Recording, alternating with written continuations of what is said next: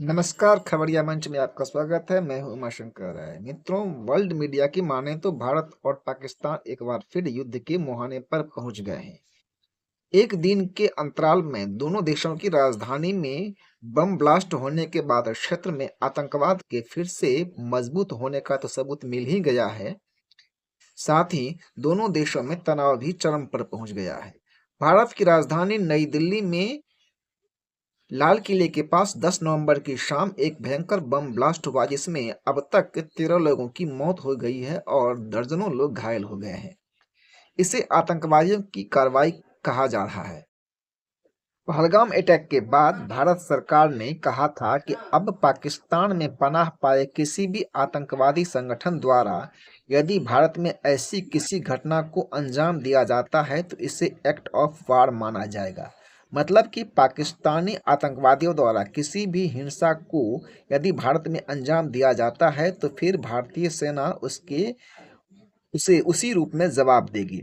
ऐसे में world media में इस बात की चर्चा है कि यदि लाल किला हमले में पाकिस्तान का कनेक्शन सामने आता है तो भारत और पाकिस्तान के बीच एक बार फिर से जंग शुरू हो सकती है। अमेरिकी अखबार न्यूयॉर्क टाइम्स की एक खबर के अनुसार दिल्ली विस्फोट के बाद पाकिस्तान में दहशत है और पाकिस्तानी सेना, वायुसेना, नौसेना ने अपनी ओर से तैयारी शुरू कर दी है। दिल्ली में विस्फोट के एक ही दिन बाद यानी 11 नवंबर को पाकिस्तान की राजधानी इस्लामाबाद में भी ठीक उसी तरह का विस्फोट हुआ, जिसमें 12 लोगों की मौत हो गई और 27 लोग घायल हो गए। यह विस्फोट इस्लामाबाद में एक कोर्ट कैंपस के बाहर हुआ। तहरीके तालिबान यानी तहरीके तालिबान पाकिस्तान यानी टीटीपी के एक धरे जुम्मत अल अहरार ने इस हमले की जिम्मेदारी ली है, लेकिन पाकिस्तान ने ढिठाई और बेशर्मी के साथ इस कृत्य के लिए भारत पर आरोप मढ़ दिया है। पाकिस्तान के प्रधानमंत्री शहबाज शरीफ ने कहा कि भारत समर्थित आतंकवादियों द्वारा पाकिस्तान के निहत्थे लोगों पर हमला करना निंदनीय है। भारत सरकार ने इस आरोप को पूरी तरह बेबुनियाद और बेसिर पैर का बताया है। दिल्ली और इस्लामाबाद में एक दिन के अंतराल पर हुए दोनों हमले का तरीका समान था। विस्फोट की ताकत भी समान थी और नुकसान भी समान हुआ। इस्लामाबाद में भी विस्फोटक कार में लाया गया था। दिल्ली में भी यह विस्फोट एक i-20 कार में हुआ था। दोनों ही आत्मघाती हमले थे। दोनों में 1 दर्जन लोगों की मौत हुई और करीब 1.5 दर्जन लोग घायल हुए, लेकिन इन समानताओं के अतिरिक्त दोनों विस्फोटों की कोई कड़ी आपस में जुड़ती नहीं है। लेकिन पाकिस्तान इसे भारत का कृत्य मानता है। इस्लामाबाद में सुसाइड अटैक की जिम्मेदारी टीटीपी ने ली है, लेकिन दिल्ली में अटैक की जिम्मेदारी अब तक किसी संगठन ने नहीं ली है।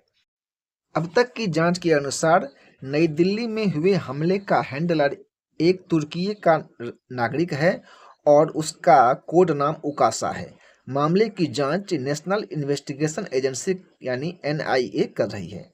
भारत की एक्ट ऑफ वार नीति व इस्लामाबाद हमले में पाकिस्तान द्वारा भारत पर आरोप मढ़ने के बाद दोनों देशों के बीच तनाव चरम पर पहुंच गया है और दोनों ही परमाणु शक्ति संपन्न देश एक बार फिर से युद्ध के मुहाने पर पहुंच गए हैं। इसे लेकर दुनिया भर में हलचल है और दुनिया भर की मीडिया में इसकी चर्चा हो रही है। पाकिस्तान लंबे समय से भारत में आतंकवाद को समर्थन देता आ रहा है। वह पहले पंजाब में खालिस्तानी आतंकियों को समर्थन देता था और अब वह कश्मीर में इस्लामी आतंकवाद को पाल पोस रहा है।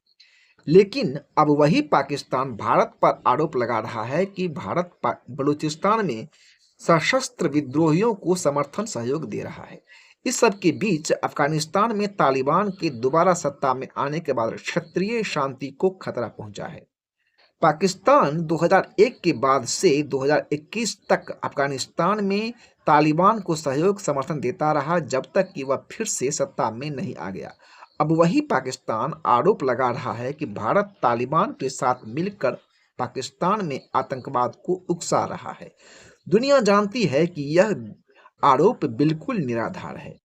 दिल्ली हमले के असली गुनाहगार की अभी पहचान नहीं हो पाई है, लेकिन इसकी जांच आतंकी एंगल से ही हो रही है। इस हमले के बाद देश में सरकार पर एक बार फिर दबाव बढ़ गया है। यही स्थिति पाकिस्तान में है। पाकिस्तान के पश्चिमी सीमा के पास लगातार बढ़ रहे आतंकी घटनाओं के बाद वहां भी सेना और सरकार पर जनाक्रोश का दबाव है। खराब बात यह है कि पाकिस्तान के मीडिया में इन हमलों के पीछे भारत का हाथ बताया जा रहा है।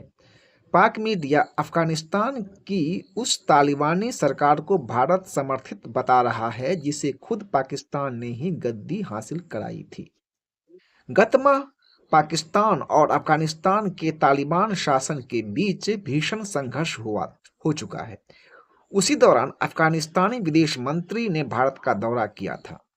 इस्लामाबाद विस्फोट के तुरंत बाद पाकिस्तान के प्रधानमंत्री ने भारत पर झूठा आरोप मढ़ दिया। इतना ही नहीं, शरीफ ने सोमवार को पाकिस्तान के एक सैन्य अकादमी पर हुए हमले के लिए भी भारत को दोषी ठहरा दिया।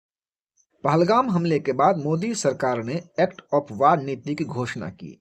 इसके तहत अगर भारत में आगे कोई भी हमला होता है तो इसे देश पर हमला माना जाएगा। ऐसे में दुनिया को आशंका है कि यदि दिल्ली विस्फोट में पाकिस्तान का कनेक्शन सामने आता है तो भारत और पाकिस्तान के बीच एक बार फिर से जंग शुरू हो सकती है। दुनिया को आशंका है कि इससे दो परमाणु शक्ति संपन्न देशों के बीच एक फुल स्केल वार शुरू हो सकती है। ऐसे में दुनिया भर में इसे लेकर हलचल है और दुनिया के मीडिया में इसको लेकर के बड़ी सरगर्मी से चर्चा हो रही है।